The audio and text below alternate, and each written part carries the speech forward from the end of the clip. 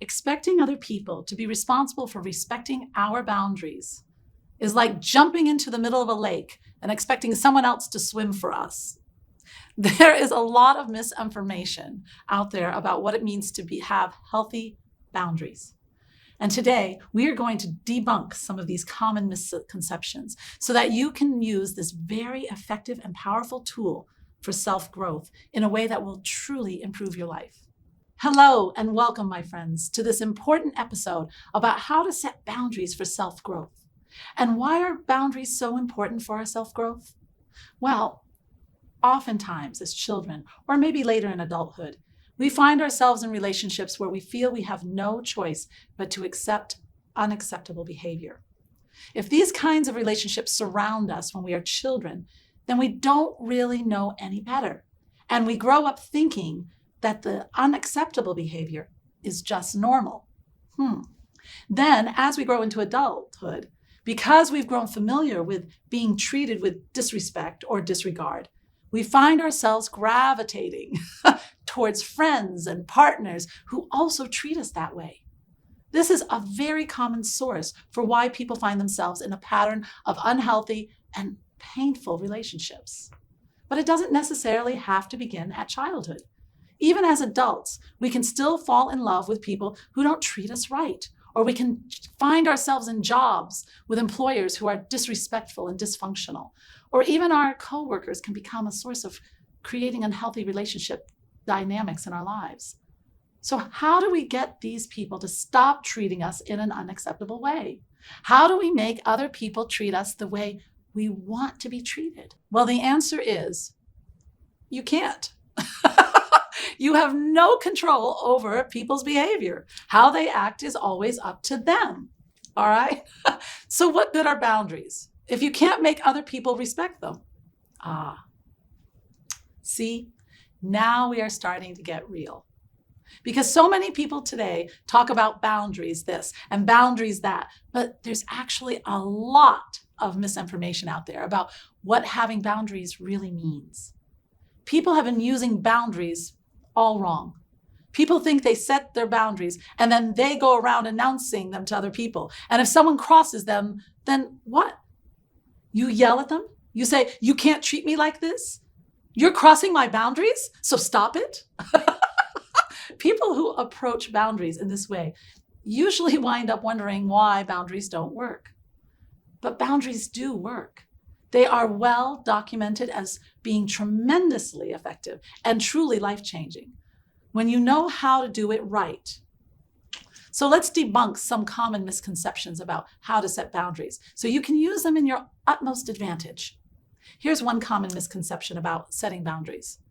They are something you demand of others to uphold. Here's the truth. Only you can uphold your boundaries. So it's important to choose boundaries that are within your control. Your boundaries are for your own self-growth. They are not there as a device for controlling other people's behavior. So let's say you have someone you live with who's yelling at you, and you have a boundary about not tolerating disrespectful behavior.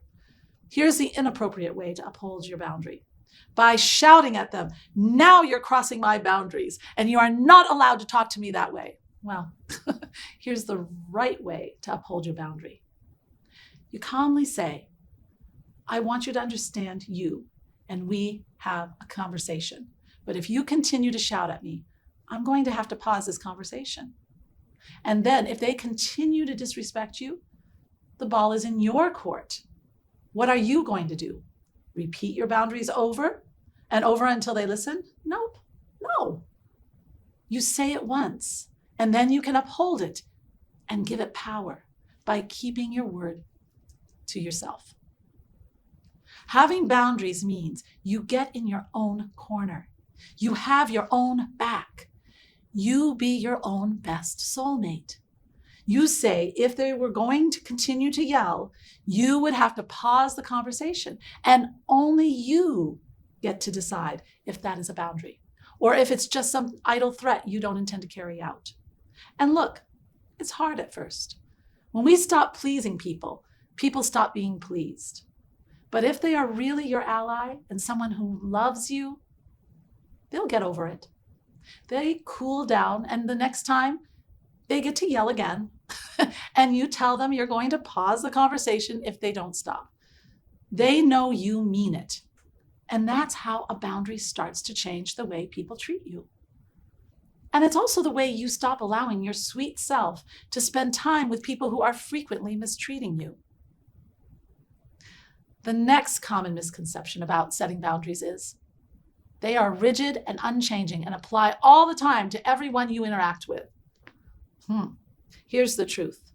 Your boundaries are yours, and you get to decide where and when they are necessary, depending on how you feel and who you are with. So let's say you are with a friend and they just received some devastating news, and they're so upset that they start yelling about what they are going through. Now, you know you have a boundary not to stand idly by while people rant and rave at you. But you've never seen this friend act this way before. And you are feeling strong and in a place where you can recognize that their pain and frustration has nothing to do with you. So do you tell them you need them to stop shouting or you're going to pause the conversation? Well, you get to decide. Maybe today you feel more strongly about holding space for this person to process some really difficult emotions. Maybe you feel strong enough and safe enough to be there with them. And so the way they are acting is affecting you differently. They are reacting to their own pain, and you aren't taking it personally. It's just a different situation, even if it's still a little uncomfortable. Do you see? You get to be a champion for yourself. You can be the one who cares how you feel and prioritizes your needs. You can be the one who checks in with yourself to make sure you're okay. You can learn to trust yourself in many different situations, and you can be your own best soulmate.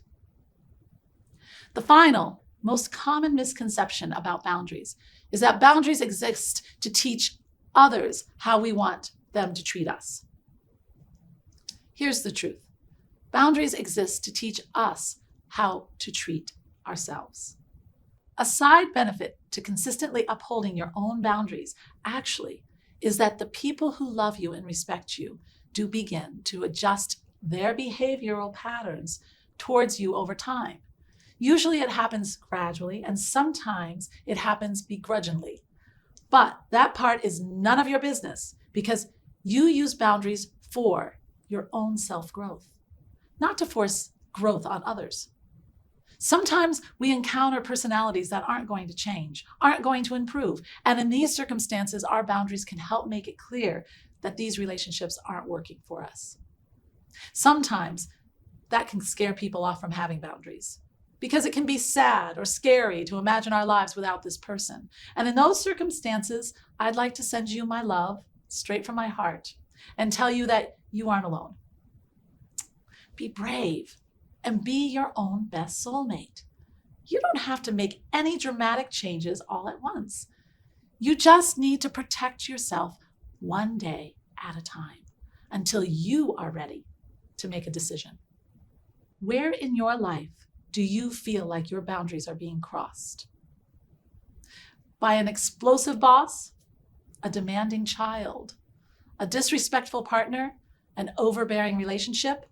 Identify your part in these situations and empower yourself by setting up boundary that is within your power to uphold, your power and no one else's. I do feel like I need to mention that if you are in a violent situation, please wrap your loving arms around yourself like a precious package and just remove yourself from the situation. Tell someone, go somewhere safe now, and figure the rest out later. Violence is never okay, and that includes the emotional violence as well as the physical. Thank you so much for joining me today. It was such a privilege to have this conversation with you. Remember, one of the best ways to attract the love you deserve is by giving it to yourself first. You can be your own best soulmate, and when you love yourself, you are with spirit, because love is spirit, and spirit is love. Namaste, my friends. Thanks for watching. Don't miss out on a single thing. Subscribe below. And here's something else I think you'll enjoy. Namaste.